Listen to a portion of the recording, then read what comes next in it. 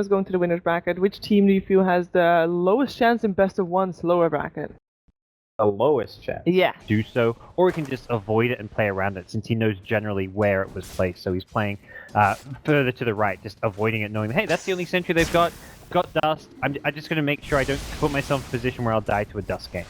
Oh, while they're busy trying to fight her, Iceberg about to get punished in the mid lane. He's up far. He's coming down to mid one. The stick charges are there. Now the net comes through. Tries to head to the south. That ain't gonna happen. An easy first blood for the defenseless little Zeus as Fnatic finish him off. DJ Roam coming back. He's kind of like the Jarix of this team. He roams. He's everywhere he needs to be. He has such high presence in every game. And for heroes, and then Enchantress just goes and feasts on a Zeus mid. Yeah, and Bruce keeps the Brute actually keep tabs of Earth Spirit, so you know there's not even the scary like rolling boulder in from the side. At worst, it's a TP, but he also scouts. Hey, there's no TP on Earth Spirit. Guess what? This is a free Zeus kill. Well, initially wall tanked by DJ with the creep, but then he lost aggro and drew it to his hero. So that's big. He even gets the experience out of that one, and that is already a level 3 Enchantress. So. It should have been a freebie, but it ends up nice trade for Spirit. I think he must have misclicked with his hero. When you're running in there, you don't want to right-click the hero. You need to make sure you're just kind of right-clicking the ground to get as close as possible to Zeus and maintaining the creep aggro or the tower aggro onto your creep. Roll into dust. Long-range connection there onto Ohio. They need these chains they had thrown Spider Lane.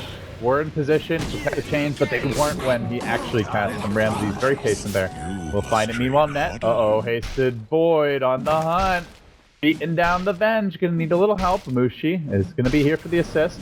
Might actually go for Afterlife, but got the time walking around. Up to 1800 gold. To really tip his hand as to what he wants next. TA of mid 1 did already show his though. He's grabbed the Blink Dagger. He's gonna start aggressively planting down some traps. Oh, there's the Remnant back. Here comes Ramses. Jump onto Mushi. There's the Banish. Teleport scroll and cooldown though. Mushi's gonna have no choice but to turn and fight this one. With the chains there, there's not much hope. Mid 1, he'll try to salvage this. He always want to fly in. Now turning on to Ramses. And Ramses wants to engage. He's still got Flame Guard going no way from mid 1 to remove this. He'll need the help of the scale him out safely, but the heal's being split between creeps or burnt by Iron Shell. And Ramses just keeps it running, and he runs right in all the way into the Venge stun. And he'll live to regret that one as he ends up not living, dies in the end. DJ tanking through Iceberg's nuke damage, turning with the yips. The regen run gets popped, immediately cancelled, tries to ring around the Rosie and ends up dead. Top Black, while bottom lane, being threatened a bit by Ohio, is going to have to back his way out. 8-7 the score. A very topsy-turvy start here to game number 3. Both teams losing carries, mids, OD and TA going down, then you had the Zeus and the Ember going down, so kind of be a little bit careful with how aggressive they got there. Speaking of aggression, they have jumped onto Mushi, but DJ's still in the neighborhood, and the Imps are going to get to work on Ramses right away. Can they finish off Mushi in time? He's low, and he is dead, but DJ turns it. Get another. The Ember Spirit down again in exchange for the OD. Like you said, the carries eating a lot of kills away here. Chronosphere committed onto DJ, but the swap out of the Chrono Magnetize keeps on going, though, and off even through it. But mid 1, left unchecked in this fight, might just be able to finish off. Always want to fly. Blink Dagger cooling down, 5 seconds to go. Always want to fly. It's going to be a while before he's a rolling boulder. The trap gets deployed. He's on point here. Time dilation coming out, but that's not going to set this Blink forward. One more auto attack from mid 1 would do it. The rolling boulder ready, but no mana to use it. It's enough, though, to get him out, and, well, maybe not enough to deal with the Broodmother infestation bottom, where Ohio pressed in deep. Tier 1 ends up falling. Tier 2 now under down, so plays out of the Ember Spirit. I do have to say though, Fnatic have been salvaging Mushi's overextension as well. Yes. Oh, again, it's DJ and the mid 1 who's just had an incredible series and an incredible day. Commitment onto net. There comes the Zeus ult. Doesn't manage to get the kill, courtesy of the Magnetize additional damage, but always want to fly will be the trade in mid 1. Leap deeper early Ghost after grab by Iceberg. Not often you see that. There's an OG already. Not dropping it just yet. Oh, the damage shredding Girl like a DD root on mid 1. He could quickly deal with Iceberg as well, flaking forward. They trap him, isolate him, decapitate him too. They still aren't giving up anything for these kills. 12 to 11. That's a 1500 gold swing. Again, they're doing it all. 4v5 is the Broodmother holding that bottom lane. It's a very smart pick up for the Zeus, but ultimately it buys him time. Once you're on the back foot, they're going to keep on chasing Shan. And then with this BKB setup, Fnatic will be very hard to fight into.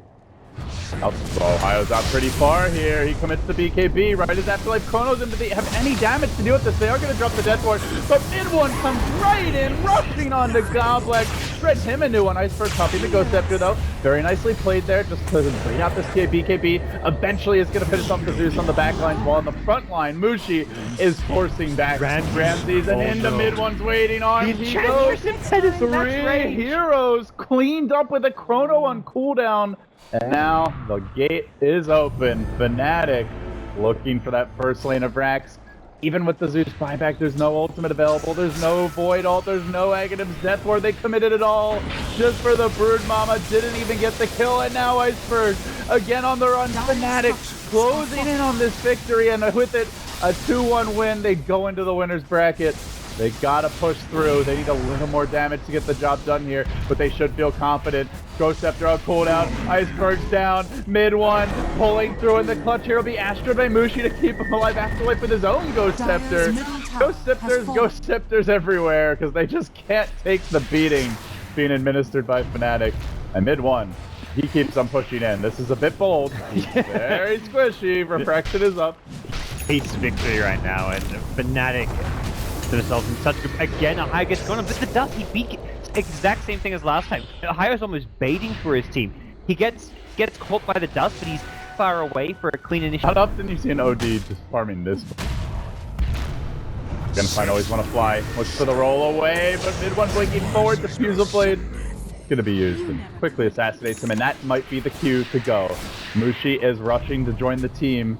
Fnatic not waiting around for Roshan number 3. They want to try and take a Rax too, so now the Chronosphere comes through. It's a pretty good one. The Death Ward's going to come. There's the swap out, keeping mid one alive.